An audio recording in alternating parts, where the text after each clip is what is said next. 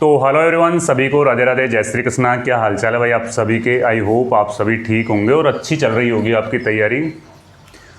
आज इस वीडियो में अपन चर्चा करेंगे ओनली फॉर 10वीं पास युवाओं के लिए और बिना सीईटी वाली वैकेंसी के ऊपर। भाई ना तो इसमें कोई सीईटी लागू है और केवल आप अगर 10वीं पास हो तो इसका फॉर्म आप भर सकते हो। हालांकि इसके फॉर्म अभी शुरू नहीं हुए हैं, लेकिन 2025-25 में इसके फॉर्म भरने शुरू हो जाएंगे। सर वैकेंसी किसकी है ये? तो देखो, यह वैकेंसी कम से कम भी ना तो 40 से 50 हज़ार के बीच में आने वाली है। 40 से 50 हज़ार पोस्टों पर यह वैकेंसी आने वाली है। अभी पोस्टें डिक्लेयर नहीं हुई है, लेकिन एसएससी जीडी की जो वैकेंसी आती है कर्मचारी चयन बोर्ड के द्वारा ये वैकेंसी करवाई जाती है। इसमें यानी कि जो अर्धसैनिक बल होते हैं ना, उनकी वैकेंसी होती है, जिसमें BSF, CRPF, ITBP, CISF, SSB और असम राइफल्स, यानी कि ये जो अर्धसैनिक बल होते हैं ना, इनमें ये वैकेंसी आती है। जिसमें से सबसे ज़्यादा वैकेंसी सीआरपीएफ में देखने को मिलती है।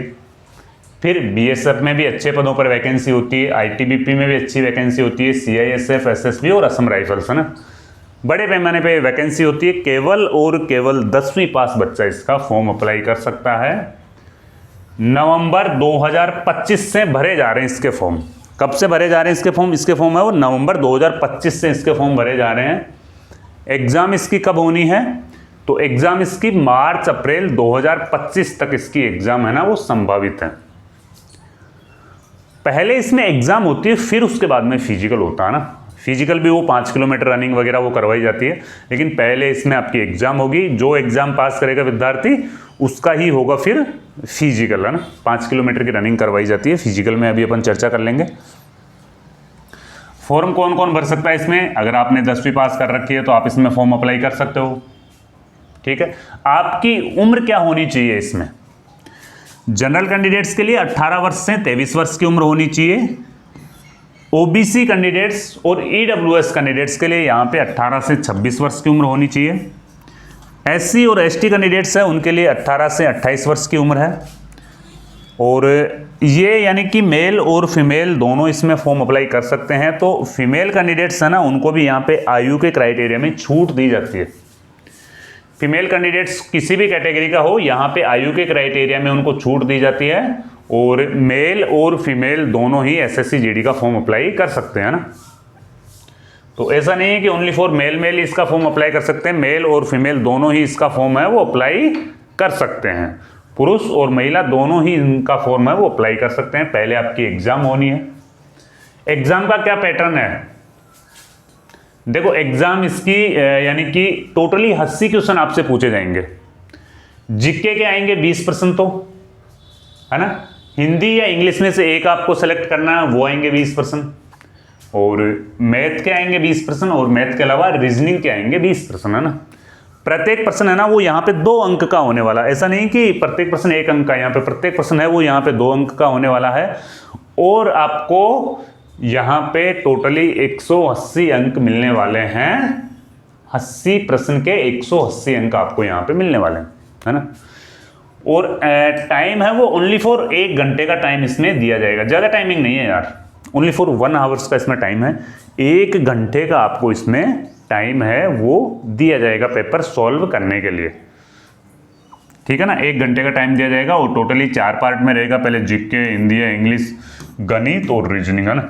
जो विद्यार्थी पेपर पास कर लेगा उसका फिर नेक्स्ट स्टेप क्या होगा? पेपर पास करने के बाद में फिर होगा उसका फिजिकल टेस्ट, है ना। आपको ध्यान है ना, ये जो अर्धसैनिक बलों की वैकेंसी आती है इनमें फिजिकल जरूर होते हैं। पुलिस की वैकेंसी, जो भी वर्दी की वैकेंसी आप देख रहे हो, इनमें फिजिकल जरूर होते हैं ना। तो फिजिकल में क्या होता है, यहाँ पे देखो, हाइट पहले आपकी मेजरमेंट की जाएगी। हाइट आपकी मेजरमेंट की जाएगी। हाइट कितनी होनी चाहिए कैटेगरी वाइज? इसमें देखो, एसटी को छूट है, बाकी और किसी कैटेगरी को यहाँ पे छूट नहीं है ना। 170 सेंटीमीटर हाइट होनी चाहिए। जनरल, ईडब्ल्यूएस, ओबीसी और एससी कैंडिडेट्स, यानी इन कैंडिडेट्स की जो हाइट है वो 170 सेंटीमीटर होनी चाहिए, जबकि एसटी कैंडिडेट्स की हाइट यहाँ पे 162 सेंटीमीटर होनी चाहिए। क्लियर मामला? ये तो हाइट होनी चाहिए। और महिला कैंडिडेट्स के लिए क्या है? जनरल, ईडब्ल्यूएस, ओबीसी और एससी। जनरल, ईडब्ल्यूएस, ओबीसी और एससी की हाइट कितनी होनी चाहिए? 157 सेंटीमीटर हाइट होनी चाहिए। और एसटी की हाइट 150 सेंटीमीटर होनी चाहिए। एसटी फीमेल यानी महिला की हाइट है ना। सर दौड़ कितनी करवाएंगे इसमें? तो इसमें जो रनिंग है ना वो 5 किलोमीटर की है भाई। पहले तो सीना, पुरुष अभ्यर्थियों का यहाँ पे सीना है ना वो टेस्ट करेंगे, यानी कि जनरल ईडब्ल्यूएस ओबीसी और एससी। जनरल ईडब्ल्यूएस ओबीसी और एससी का सीना यहाँ पे 80 से 85 सेंटीमीटर रहेगा, है ना। और एसटी का जो रहता है उनका है 76 से 80 सेंटीमीटर चेस्ट रहता है नॉर्मली। ठीक है, ये तो चेस्ट का क्राइटेरिया आ गया भाई। नॉर्मल चेस्ट कितना रहेगा आपका और फुलाने के बाद में चेस्ट है वो कितना रहेगा। ठीक है, फिर उसके बाद में दौड़ आपसे करवाई जाएगी, है ना। अब दौड़ में देखो किसी भी कैटेगरी को कोई छूट वगैरह नहीं है दौड़ में, चाहे आप एसटी के हो चाहे एससी के हो, किसी भी कैटेगरी को छूट नहीं है। दौड़ फिक्स है कि 5 किलोमीटर की रनिंग है वो 24 मिनट में ही करेंगे पुरुष, है ना। ये टाइम फिक्स है, अगर टाइम आउट हो रहा तो आप फेल हो जाओगे फिजिकल में ना। और महिला अभ्यर्थियों के लिए यहाँ पे 1600 मीटर की रनिंग है वो 8.5 मिनट का टाइम है वो दिया जाता है। जैसे आप फिजिकल में पास होते हो आपकी एक यानी कि फाइनल कट ऑफ निकलती है, फिर उसके बाद में मेडिकल टेस्ट होता है। मेडिकल टेस्ट के बाद में आपको फाइनल रूप से है वो ज्वाइनिंग दे दी जाती है ना। तो ये एसएससी जीडी का सिलेक्शन प्रोसेस है। अगर आपको एसएससी जीडी की कंप्लीटली बुक चाहिए तो जो स्क्रीन पे नंबर दिए जा रहे हैं, या आपको हस्तलिखित नोट्स चाहिए तो जो स्क्रीन पे नंबर दिए जा रहे हैं उन पे आपको एसएससी जीडी लिख के भेजना है। मैं आपको हमारे ऐप का एक लिंक आपको भेजूंगा, उस लिंक से आप ई बुक डाउनलोड कर सकते हो, उसका प्रिंट निकलवा सकते हो, है ना। कंप्लीटली हमारे पास में इंडिया जीके के नोट्स हैं जो एसएससी जीडी में काफ़ी उपयोगी है। पिछली वैकेंसियों में भी काफ़ी उपयोगी रहे और इस वाली वैकेंसी में भी काफ़ी उपयोगी रहने वाले हैं। ठीक है, तो इस वीडियो को आपके दोस्तों के साथ आप शेयर करें ताकि उन तक भी अच्छी वैल्यूएबल जानकारी है वो पहुंच सके। ठीक है, जय हिंद, जय भारत।